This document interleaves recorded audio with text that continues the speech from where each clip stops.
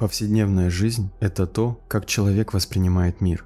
Но может ли каждый изменить повседневность, достигнуть всего, что необходимо, и управлять ходом событий, чтобы помочь себе выполнить собственное предназначение? Безусловно, да, используя практику изменения повседневной жизни. Практика изменения повседневности – максимально безопасная, глубокая и неимоверно действенная практика. Сейчас мы разберем, как она работает и как ее нужно выполнять. Практика изменения любых событий повседневности была описана женщиной-воином Тайшей Абеляр. Тайша Абеляр была ученицей известного загадочного писателя 20 века Карлоса Кастанеды. Кастанеда писал в своих книгах о древнем, таинственном знании индейцев Мезоамерики. Это знание он называл нагвализмом. Нагвализм учит, что человек связан с миром не только телесно, но и энергетически, а также что за каждым человеком стоит необъяснимая и бессмертная сила, которую последователи нагвализма называют дух. Последователи нагвализма настаивают на том, что задача каждого человека – это развить в себе дух, который необходимо слышать и совершенствовать. Сама практика изменения повседневной жизни состоит из трех основных этапов, а именно выразить вслух решение что-то изменить, ясно и осознанно действовать и развить чувство полного беспристрастия. Но что означают эти этапы? Дело в том, что Тайша Абеляр лишь вскользь упоминает о практике изменения в своей книге «Магический переход. Путь женщины-воина». Поэтому, чтобы раскрыть принцип работы практики изменения повседневности, необходимо выйти за рамки этой книги и прибегнуть к помощи как к философии Запада, так и к тайному знанию Востока. Итак, приступим к разбору самой практики изменения повседневности. Первый этап. Первым этапом практики изменения повседневной жизни является умение выразить вслух решение что-то изменить. Использовав слово «умение», мы не ошиблись. Сказать о своем решении что-то изменить является далеко недостаточным, чтобы привлечь изменения и перемены в собственную жизнь. Сперва человек должен научиться взаимодействовать с силой. Сила – это загадочная энергия, которая исходит от духа человека и вместе с тем пронизывает весь мир. Тайша Абеляр в своей книге утверждает, что изменения приходят к человеку в жизнь только с силой. Учение нагвализма, которому принадлежит Абеляр, учит, что так как человеческий дух находится в непробужденном состоянии, в жизни человека постоянно недостает силы. При этом из книги Абеляр становится понятным, что, чтобы измениться, человеку нужно привлечь в свою жизнь силу. Последователи нагвализма, или как они себя называют, маги, учат привлекать силу, заключая с ней договор. Договор силы позволяет человеку наполнить каждый день смыслом, вдохновением и мужеством, а также утвердить в жизни те изменения, которые произнес вслух выполняющий практику изменения повседневности. Сам Карлос Кастанеда на своих закрытых лекциях делал предостережение о том, что сила может завладеть жизнью человека и вместо союзника обернуться властителем жизни того, кто ее призвал. Такое происходит в том случае, если человек вместо желания служить силе и изменениям, которые она с собой принесла, призвал силу с целью использовать ее в собственных корыстных целях. Чтобы избежать подобного, Кастанеда объясняет, что человек должен в момент договора с силой и оглашения желаемых изменений выразить верное намерение, которое должно быть направлено на улучшение не только своей жизни, но и жизни других людей. Верное намерение – это желание, выказываемое самим духом человека, а не его личностью. Силу нельзя привлекать, чтобы выполнить личные мелочные цели и изменения, касающиеся исключительно блага для личности. Сила может помочь вам, если вы можете помочь другим. Нагвализм утверждает, что использование силы исключительно в личных целях является сутью черной магии. Черная магия является тупиком для воина и мага видящего, так как она уничтожает дух воина. Воин видящий, какими были Тайша Абеляр и Карлос Кастанеда, отторгая черную магию, служит человечеству и благодаря этому обретает истинную свободу, укрепляя, возвеличивая и раскрывая собственный бессмертный дух. Воин видящий занимается магией, чтобы помогать людям, а не использовать их. Заключив договор с силой, вы привлечете изменения в жизнь, о которых заявили вслух. Второй этап. Вторым этапом техники изменения повседневности является умение ясно осознавать и делать все, что ведет к заявленным вами вслух изменениям. В обычном смысле мы могли бы сказать, что этот этап практики означает, что человек должен следовать плану на выполнение задуманного, но этого недостаточно. В процессе договора с силой человек должен использовать осознавание.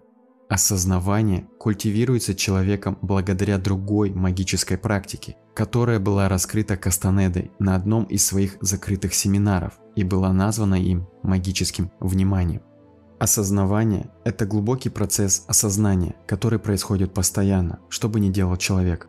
Практика магического внимания или осознавания состоит из 3 частей. Первая часть – это внимание к собственному состоянию. Чтобы начать осознавать свое состояние, всегда прислушивайтесь и будьте внимательны к своим ощущениям и расположению вашего духа.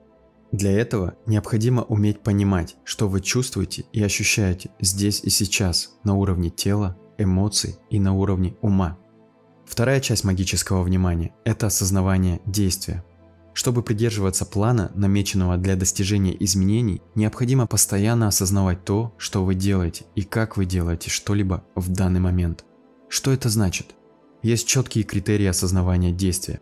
Осознавание на уровне тела выражается как готовность к действию, на уровне душевно-эмоционального состояния как спокойствие, смешанное с тихой, глубокой радостью. И, наконец, умственное состояние должно быть состоянием открытого потока, при котором ваша мысль извлекается будто из глубины вашей сути и памяти, просто, свободно и ясно. Третья часть магического внимания – это осознавание слушания. Кастанеда говорил, что человек плохо умеет слушать других. Еще хуже, он умеет слышать себя. Во время осознавания вам необходимо стремиться не только слушать, но и слышать окружающий мир и себя. Это требует запаса энергии и колоссальной внимательности. В этом состоянии вы начинаете замечать то, что было ранее скрыто от вас шумом собственных мыслей. Слышать нам мешает не плохой слух, а невнимательность к происходящему и внутреннее истощение, вызванное непониманием цели в жизни. Мир и ваш дух постоянно взаимодействуют с вами. Мир посредством звука и сигналов в природе, дух посредством интуиции. Природа, мир и дух способны вдохновлять. Вдохновение – это признак того, что вы проявляете осознавание слушания. Третий этап. Третий этап практики изменения повседневности является самым сложным этапом, который подразумевает, что сама практика изменения должна оттачиваться вами не в течение нескольких месяцев или даже лет, а на протяжении всей вашей жизни. Третий этап основывается на чувстве полного беспристрастия к результатам вашей деятельности. Что это значит и почему так? Тайша Абеляр и Карлос Кастанеда в своих лекциях и книгах говорили, что у каждого человека есть 2 ума. Первый ум – истинный, который дает человеку жизнь. Это ум духа. Второй ум человека является некой надстройкой над первым умом и приобретается человеком в течение жизни. Это ложный ум или то, что мы привыкли называть эго. Его маги и воины называют умом хищника. Для магов и воинов видящих одним из самых главных этапов раскрытия собственного внутреннего потенциала является процесс избавления от ума хищника и возвращения к уму духа. Магическим же актом в понимании магов-нагвализма является акт чистого взаимодействия с миром посредством ума духа в обход эгоистичных тенденций ума хищника в человеке. В своей книге «Активная сторона бесконечности» Карлос Кастанеда упоминает слова своего учителя, индейца по имени Дон Хуан. Он сказал, что все мои действия должны быть актом магии, актом, свободным от вторгающихся ожиданий, опасений неудачи, надежд на успех, свободными от культа «я». Все, что я делаю, должно было быть импровизацией, магическим делом, в котором я свободно открываюсь импульсом бесконечного.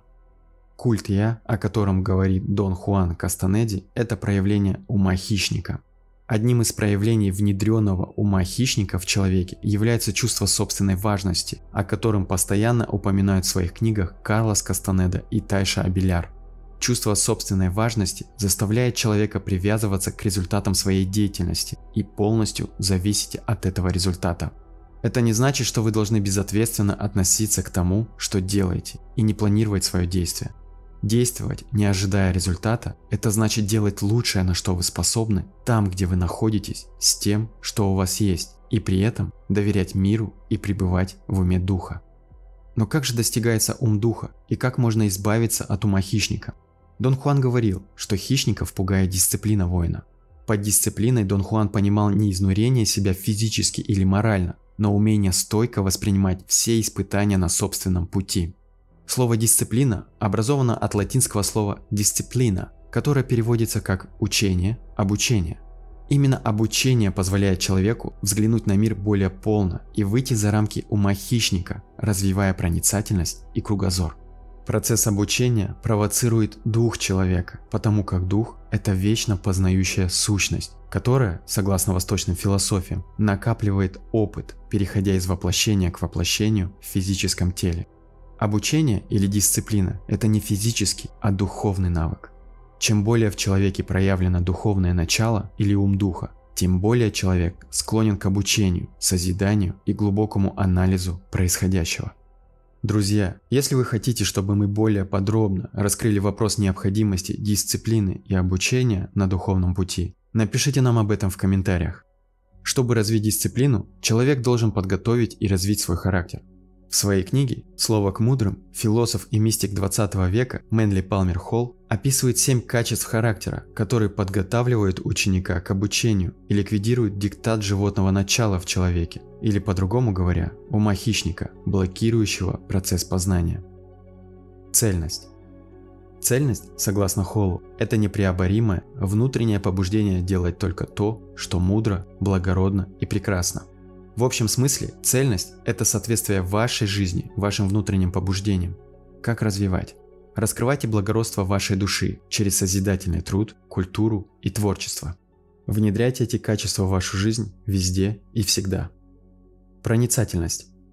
Проницательность позволит вам распознавать суть вещей в соответствии с развитием благородства вашего характера, а также выбирать только то, что соответствует красоте и возвышенности ваших благородных устремлений. Как развивать? Будьте мужественными, чтобы не бояться следовать внутренним убеждениям, и честными, чтобы принять ответственность за все, что с вами происходит. Прилежание. Прилежание – это умение целеустремленно, скрупулезно, терпеливо и искренне трудиться в направлении своей цели. При этом прилежание предполагает и умение отдыхать от работы. Отдых не имеет ничего общего с ленью. Лень – это показатель ложных приоритетов и непонимания происходящего. Как развивать? Учиться направлять физические и умственные порывы на труд и творчество. Терпение. Терпение определяется Холлом как энергия души. Чем более развит ваш характер, чем более благородней порывы вашей души, тем более у вас энергии и сил, чтобы поступательно действовать ради задуманного. Терпение позволяет вам усмирять полыхающие чувства, концентрируясь на возвышенности и истинности поставленной цели. Как развивать? Действуйте всегда поступательно, от меньшего к большему, от простого к более сложному, от маленькой цели к большей. Умеренность. Это качество предполагает избегание крайностей в любом деле, будь то физическая деятельность или же ваши убеждения. Умеренность позволяет вам не растрачиваться, избегая крайности, и задействовать ваши духовные силы там, где они нужны более всего.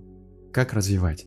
Избегайте невоздержанности, как в отношении вашего тела, так и в отношении ваших эмоций, таких как гнев, злоба, зависть и ненависть.